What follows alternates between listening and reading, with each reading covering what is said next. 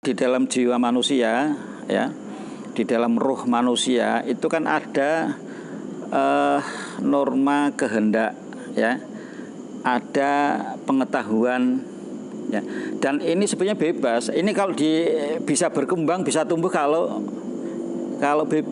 bebas, ya. Makanya ada kehendak bebas, dan ini sebenarnya bisa dipengaruhi, tapi tidak bisa dihentikan. Nggak bisa dimatikan. Kalau dimatikan ya mati. Ini kan bagian dari, ya, kalau kita ngaji Aqidatul Awam, ya, Aqaid 50 ini, kalau Nahdlatul Ulama, ya, ulama-ulama dulu kan ngajari apa, lahu sifatun sab'atun tantadimu, ya, fakudratun, iradatun, sam'un, hayat, ilmu, sama, basor, kalam, ya. Ada 7 sifat dasar yang itu kan sifat-sifat Tuhan, itu kan satu kesatuan, ya kan, walaupun kita bisa kenali berbeda tapi satu, dan itu kan ada di dalam ruh manusia.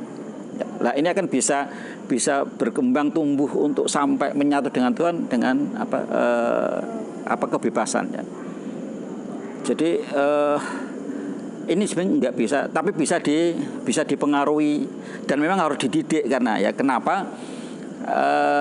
Karena manusia ini kalau dibiarkan itu cenderung melenceng, ya, cenderung menyimpang, ya, menyimpang. Oleh karena itu para ulama, ya, ada aturan norma, ya, dalam norma agama dan norma fikih, ya.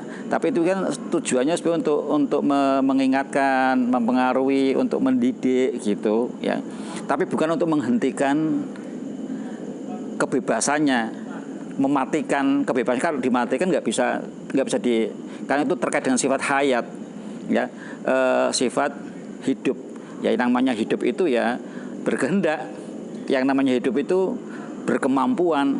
Yang namanya hidup itu mengetahui, gitu, ya. Kan menjadi satu kesatuan, ya. Jadi kan kaidahnya kan al aslu fil muamalah al ibahah, kan gitu, ya. Nah, itu kan prinsip dasar.